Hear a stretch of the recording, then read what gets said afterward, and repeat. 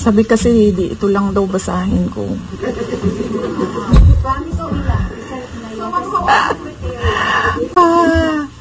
We've already started preparing the moment Franz Castro announced the impeachment plans, which was November of 2023.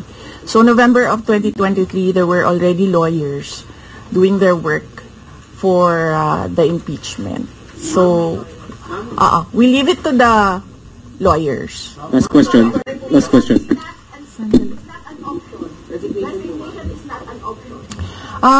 Wala pa tayo doon, ma'am.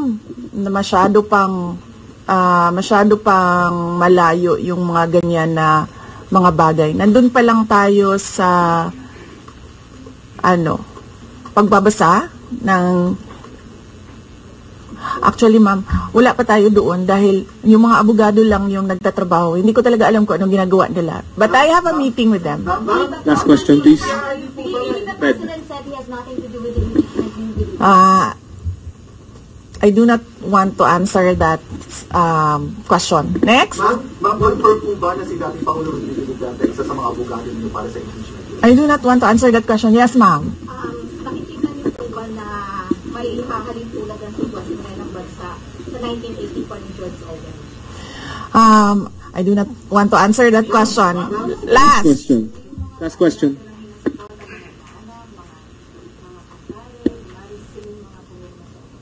Paniwala ko lang, no, if you have to explain or defend your signature in a yes petition for impeachment, then you feel that you have done something wrong. Kasi kung wala ka namang ginawang mali, bakit mo i-defend yung pirma mo? Thank so you. Yun yung paniwala ko.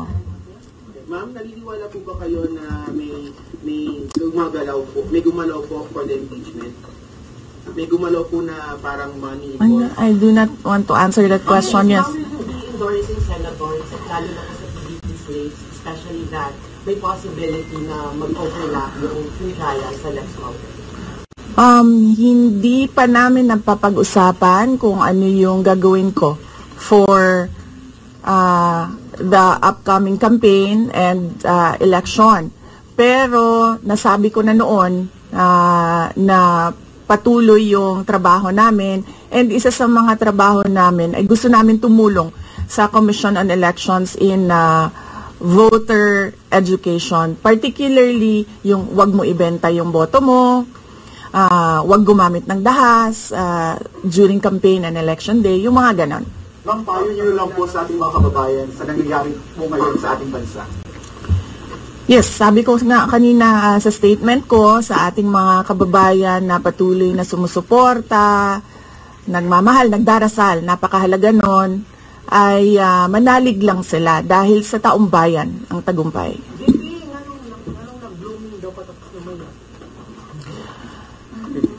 Ngano na akadri sa Manila na taga Davao man ka? Thank you, OVP Media. Yes, sir.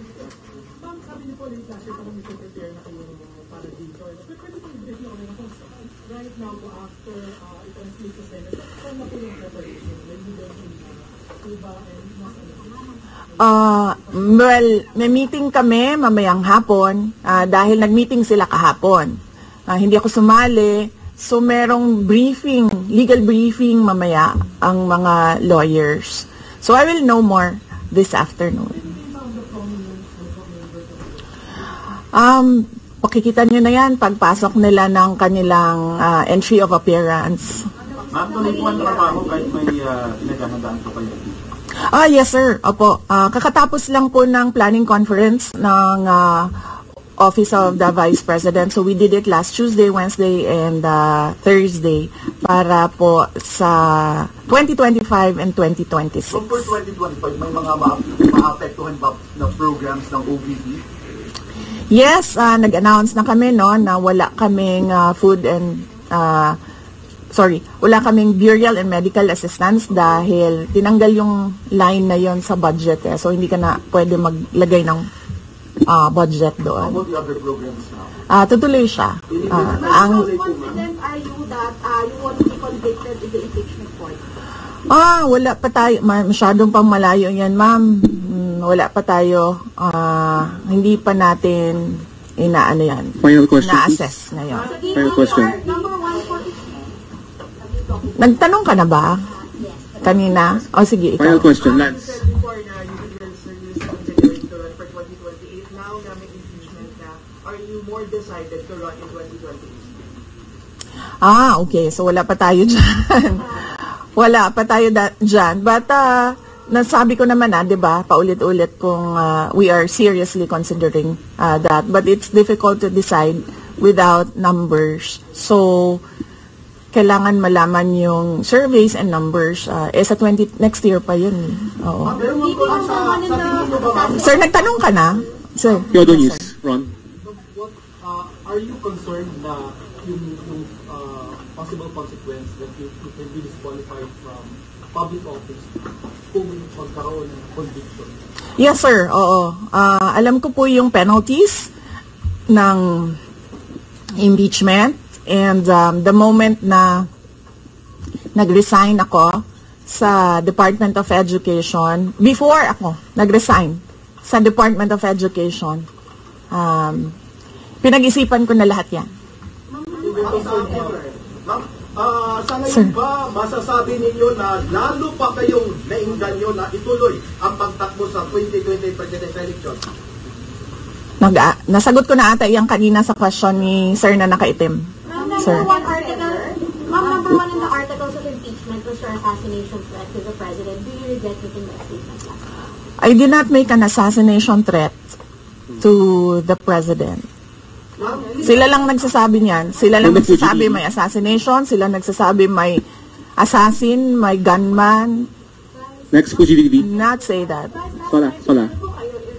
Confident kayo sa numbers na House. And sabi nyo, hindi kayo confident. And nagkatotoo nga, ngayon sa Senate, you said na parang meron kayong confidence sa mga senador. So, ngayon, how do you feel about that? Do you still feel confident with the numbers in the Senate? Sandali, Mama. Kailan ko sinabi yun, may confidence ako sa numbers sa Senate? Ano exact na sinabi ko? Sorry I cannot remember the exact words that I used. Parang confident kayo with regards sa Senate, sa mga friends and allies. Unlikely ako magsasabi ng ganyan ba? Pero I need I will answer that next time. Supposedly received nila yung impeachment complaint the other day, pero nag-close sila kagad because of the last session. Well, that is their prerogative as a body, no? So, we have to respect the Senate kung ano yung desisyon nila. Dahil sila yung mga nandoon sa loob. So far, you feel assured about your allies in the Senate? We haven't talked. I have not talked to my friends in the Senate. Wala. Last question, please. Bakit? Sabi daw po niya siya yung post impeachment daw po. Bakit kaya? Maybe we should ask. Maybe we should ask her first. Bakit niya i-block yung impeachment? How do you feel po? Sabi ni BBM, hindi nga supportado yung impeachment. Pero number one na, unang-unang pumirma yung anak niya. Consulted actually. Kasi sabi, ito lang daw basahin ko. Ang daming nagbabantay sa gilid. Nausap niyo na ba yung father niyo after the impeachment? Wala pa. But nagpadala ako ng message through sa kanyang assistant and sinabi ko na ano ba sinabi ko? Hindi ko maalala. I think I said everything will be all right. Yan ata ang sinabi ko. His reply was a song. MacArthur's Park. So, nagpadala siya ng video na kumakanta siya. Hindi ko pa nabasa, ma'am, yung complaint, but I understand lahat ng mga complaints na na-file sa House of Representatives, nabasa na ng mga lawyers.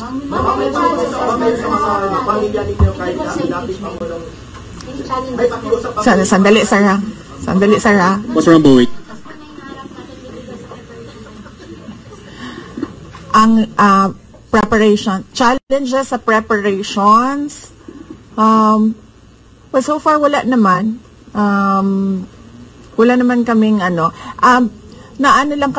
na-overwhelm kami kasi ang daming mga lawyers na nag-signify na tutulong sila sa defense.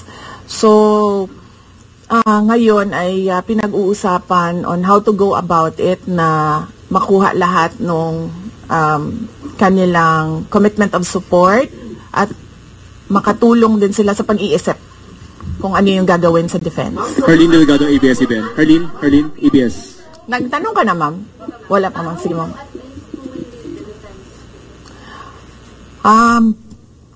Sabihan ko na lang sila na mag-announce na sila kung gusto na nila mag-announce. Pero yung father nyo kasama pa rin? Kasi sabi nyo before, your father would be helping also. Well, he is welcome. He is a lawyer. So he is welcome to give his advice, input in the defense. I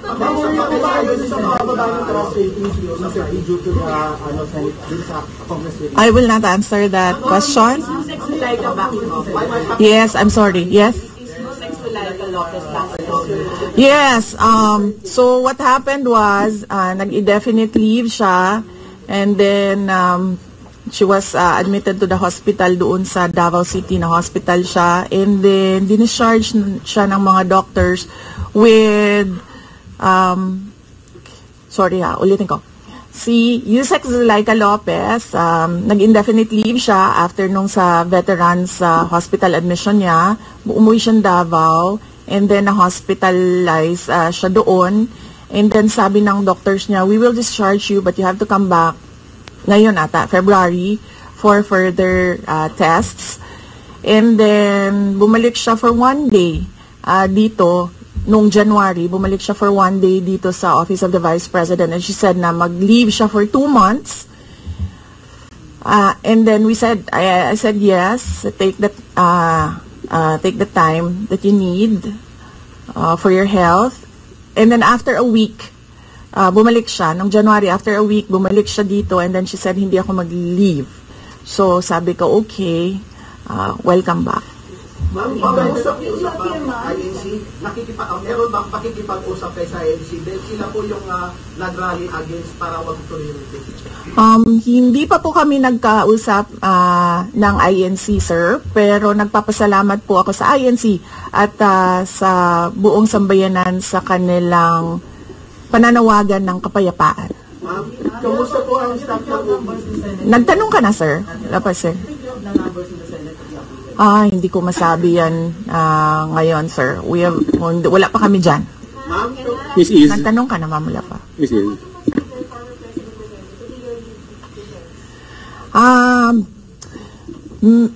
He will, maybe if he wants to, he can be part of the defense team. But because of his age and because of rigorous preparations in an impeachment case, baka sabihin ko sa kanya na wag na lang siyang mag-lead dahil medyo may edad na si former President Rodrigo Duterte. He's already 80 years old this year. Kamusta po ang staff ng OBP after they heard about the impeachment po, ma'am? Ano po naramdaman po nila na when you were impeached by the House? Ano po naramdaman ang staff ng OBP? Are they sad? Are they worried po ba, ma'am? Hindi ko alam din, pinagtatawanan lang nila ako dito sa gilid kasi hindi daw ako sumunod. Sabi, basahin lang daw talaga ito. Ha? Okay. Kung pwede namang hindi, and I understand, pwede naman. Hindi na. Oo. Kasi baka ma-intimidate lang sila lahat sa presence ko doon. May mga plano po ba kayo para itulak ang pag-audit, lalo na po sa mga kongresista natin na ginagamit ang pera o pondo ng gobyerno para pag-block propaganda against you? Hindi ko na muna sagutin yung tanong na yan ngayon, ma'am. Doon muna tayo sa God Save the Philippines. Mika, orders. Dissuade or encourage your supporters in case they go to the street to rally?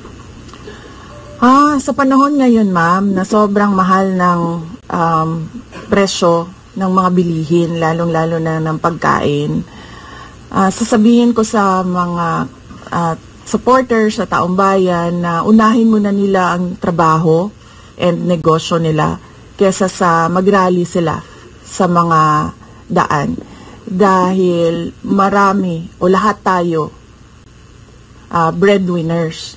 So merong mga bata or merong mga kapamilya na nagdedepende sa atin. At tayo naman ang social media capital ng buong mundo. Kung gusto talaga nilang magsalita at tumulong, doon na lang sila sa social media kung saan nakakatrabaho pa rin sila. Pero nagagawa nila kung ano yung nararamdaman nila na gusto nilang gawin. At yun ay magsalita at marinig sila ng taong bayan at ng mundo. Mika Flores, Reuters. Are you not confident that you have enough allies to avoid a convention in the Senate after Hindi ko pa naisip yan, sir. I've not counted numbers of votes in the Senate, so we are not there yet. We are still, the legal team is still in the preparation of the defense and what we will do moving forward.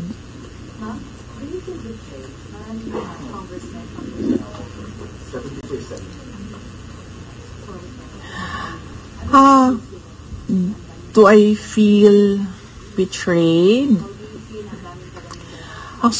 Actually, ma'am, wala akong feelings. Wala akong feelings about it. Kasi, kung napapansin nyo, wala naman kasi talaga akong barkada na politiko. I don't join their circles. But we are friends, yes. But kung ninong at ninang lang ng mga anak, walang ninong at ninang na politiko ang mga anak ko. Oo. Maliban kay Stonefish, dahil nandoon si former President Erap Estrada. So, I don't move in the circle of politicians. Kaibigan, yes. But to say that meron akong close relationship, personal relationship with them, wala naman. Kaya siguro ganyan din siguro kadali sa kanila ang magdesisyon about the impeachment. Kasi wala naman talagang something that is worthwhile sa aming pagiging magkaibigan. Last question, Jason. Nagkaroon po ba kayo ng prior information na may impeach kayo sa House on the last session day? Or may nag-PM ba kayo? Naka-receive po ba kayo? O nag-take kayo? Yes. Oo. Si JC. Si JC. Hindi siya natulog. Sabi ko sa kanya, matulog na JC kasi ang mangyayari ay mangyayari kaya sera-sera. Diba? Comment yun lang po, ma'am. Alam ko matagal na ito, but the QC Prosecutor's Office dito nasuwa yung patong-patong na kaso against you. Yes. What was your initial reaction about that? And second po, any updates sa security details natin ng tuloy po ba yung pag-try po natin ng Chinese? Okay, hindi ko nasasagutin yan ha. Dun lang tayo sa God Save the Philippines. Ma'am, okay. last na lang po ma'am on my end. Ma'am, you said God Save the Philippines. Gaano na po palala ang problema ng Pilipinas ever since na nagkaroon ng issue sa impeachment na ito? Parang, ano po nakikita yung problem sa Philippines ngayon? Bakit nila inunay kung impeachment na ito? Gaano kalala ang Pilipinas na pag-iwanan na tayo ng panahon at ng ating mga kapitbahay dito sa region at napag-iwanan na tayo ng mundo. Malala siya since nagkaroon ako ng understanding. Kasi 1990s, tapos 1990s, magulo. Well, sa amin, magulo, sa Mindanao. And then, ngayon, nagbabadya ang gulo sa Mindanao. So, parang wala namang nagbago. So, malala, sobrang malala dahil kung nakakausap mo yung mga tao na arawan yung kanilang sweldo, yung pera nila hindi na talaga sapat para sa pagkain, para sa kuryente, para sa bahay, para sa tubig, para sa pag-aaral ng kanilang mga anak. At kung basehan natin yung pag-alis ng mga Pilipino sa sarili nilang bansa ay sobrang malala dahil sobrang dami ng ating mga kababayan ang pumupunta, nakikipagsapalaran sa ibang bansa dahil wala silang makita na pag-asa, wala silang makita na oportunidad dito sa ating bayan. Kaya parang nakakaawa na tayo dito sa loob at nakakahiya yung estado natin kapag iniligay mo siya in a global stage na kung saan pinapanood tayo ng ibang mga lahi at ibang mga bansa. At yun nga mga kababayan, anong masasabi niyo sa balitang ito? Maaring ihayag ang inyong opinyon at kuro-kuro sa comment section sa ibaba. Huwag din kalimutang mag-like, mag-subscribe at mag-share sa bidyong ito. Maraming salamat sa panonood.